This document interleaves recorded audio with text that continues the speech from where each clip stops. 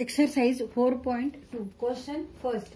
Without expanding, evaluate the following determinants.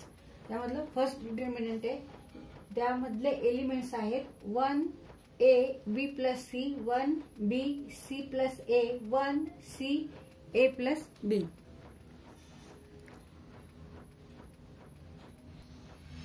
तर इथे आपल्याला ह्या डिटर्मिनंटची काय काढायची आहे, व्हॅल्यू काढायची आहे, किंमत काढायची. ती कशी काढायची आहे, विदाउट एक्सपांडिंग, म्हणजे एक्सपान्शन फॉर्म्युला वापरायचा नाहीये. इथे न वापरता आपल्याला ह्याची व्हॅल्यू काढायची. तर आता इथे आपण कशाचा यूज करायचा आहे, प्रॉपर्टीचा. प्रॉपर्टीज ऑफ डिटर्मिनंटचा इथे यूज करायचा. There are 7 properties of determinant. म्हणजे आपण काय यूज करणार आहे तिथे, प्रॉपर्टीज ऑफ डिटर्मिनंट, आणि एक्सपान्शन फॉर्म्युला इथे आपल्याला वापरायचा नाहीये. आता ह्या डिटर्मिनंट मध्ये जे एलिमेंट्स आहेत ते बघा. इथे फर्स्ट कॉलम मध्ये 1 1 आहे, सेकंड कॉलम मध्ये ए बी सी, आणि थर्ड कॉलम मध्ये बी प्लस सी, सी प्लस ए, ए प्लस बी. इथे बी प्लस सी आहे पण ए नाहीये. इथे सी प्लस ए आहे, बी नाहीये. ए प्लस बी आहे पण सी नाहीये. तर इथे आपण प्रॉपर्टीचा वापर करून इथे हा डिटर्मिनंट सॉल्व्ह करू. तर इथे आपण ए प्लस बी प्लस सी, इथे A plus B plus C, A plus B plus C असं आपण घेऊ शकतो. म्हणजे हा एलिमेंट ह्या एलिमेंट मध्ये आपल्याला ऍड करायचा, हा एलिमेंट ह्या एलिमेंट्स मध्ये ऍड करायचा, हा एलिमेंट ह्या एलिमेंट्स मध्ये ऍड करायचा. म्हणजे कॉलम C2 चे जे एलिमेंट्स आहेत ते आपण ऍड करणार आहोत कशामध्ये, C3 मध्ये. आणि नंतर मग C3 लिहायचं आहे आपल्याला. म्हणजे C3 column third 3 for column number. मग C3 change to C3 plus C2. This column is C2 column number, second column. म्हणजे इथे आपण प्रॉपर्टीचा वापर केला. डिटर्मिनंटची जी प्रॉपर्टी आहे, म्हणजे ह्या डिटर्मिनंटची व्हॅल्यू जी आहे तीच व्हॅल्यू राहणार आहे. Let D is value of this determinant. आता ही व्हॅल्यू समजू आपण.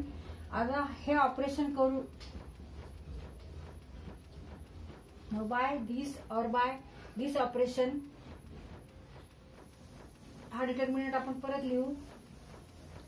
1 1 हा कॉलम तसाच ठेवायचा, सी कॉलम पण तसाच ठेवायचा, ए बी सी. आपण चेंज कुठे करतोय, C3 ला चेंज करतोय. C3 plus C2, C3 plus C2. C3 चा एलिमेंट कोणता आहे, फर्स्ट रो मधला बी प्लस सी. त्याच्यामध्ये ऍड काय करणार आहेत आपण, ए ऍड करायचा आहे. म्हणजे हा एलिमेंट काय होणार आहे, A plus B plus C. आता हा एलिमेंट ह्याच्यामध्ये आपल्याला ऍड करायचा आहे, म्हणजेच सी प्लस ए प्लस बी.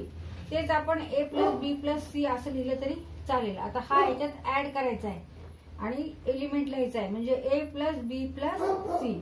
आता इथे हे काय दिसते ह्या डिटर्मिनंट मध्ये, तर हे ए प्लस बी प्लस सी, ए प्लस बी प्लस सी, ए प्लस बी प्लस सी, हे सगळे एलिमेंट सेम आहेत, सारखे आहेत. मग आता ह्याच्यातून आपण ह्या कॉलम मधून, ह्या डिटर्मिनंट मधून आपण कॉमन घेऊ. म्हणजे ह्याच्या नंतरची स्टेप आहे A plus B plus C. Remaining elements are inside determinant. 1 1 1 A B C. आता इथे A plus B plus C आपण कॉमन घेतले, डिटर्मिनंटच्या बाहेर लिहिलेले. मग इथे काय राहणार आहे, 1 1 1. आता ही दुसरी प्रॉपर्टी आहे की जेव्हा डिटर्मिनंट मध्ये दोन कॉलम किंवा रो हे जर आयडेंटिकल असतील, सेम असतील, तर त्या डिटर्मिनंटची व्हॅल्यू काय येणार आहे, 0 येणार आहे. म्हणजे ह्याची व्हॅल्यू 0 असणार आहे. Therefore A plus B plus C into 0 means A plus B plus C into 0 means 0. Therefore value of this determinant is 0. तिथे आपण एक्सपान्शन फॉर्म्युला वापरला नाही. इथे आधी आपण ह्या पद्धतीने ऑपरेशन केले, हे सुद्धा प्रॉपर्टी वरूनच केलेले आपण. Therefore, answer is here 0. इथे आपण एक्सपान्शन फॉर्म्युला वापरला नाही, डिटर्मिनंटची प्रॉपर्टी वापरून. आणि हे असं ह्या पद्धतीने प्रॉपर्टी वापरली इथे. आणि इथे A plus B plus C, A plus B plus C आपण येण्यासाठी असं केलेलं आहे. हे सगळं सारखे एलिमेंट्स यावे, आयडेंटिकल यावे. आणि त्याच्यानंतर आपण इथून हे कॉमन घेतलं आणि ते डिटर्मिनंटच्या बाहेर लिहिलं. मग कॉमन घेतल्यामुळे इथे काय येणार आहे 1 1 1. And when in determinant there are 2 columns are identical means that value of that determinant is 0. मग इथे परत हा प्रॉपर्टीचा वापर करून आपण a plus B plus C गुणिले 0 बरोबर 0. तर इथे आपण 2 प्रॉपर्टीचा वापर केला डिटर्मिनंटचा. एक इथे वापर केलेला आहे C3 चेंज टू किंवा टर्न C3 प्लस C2. आणि मग ह्याप्रमाणे आपण हा डिटर्मिनंट लिहिलेला आहे. म्हणजे C3 हा जो कॉलम आहे हा चेंज केला C3 प्लस C2. C2 चे जे एलिमेंट्स आहेत ते C2 चे जे एलिमेंट्स आहेत ते C3 मध्ये आपण ऍड केले आणि हा एलिमेंट न्यू एलिमेंट आहे तो ह्या कॉलम मध्ये लिहिला. इथे ही प्रॉपर्टी वापरली.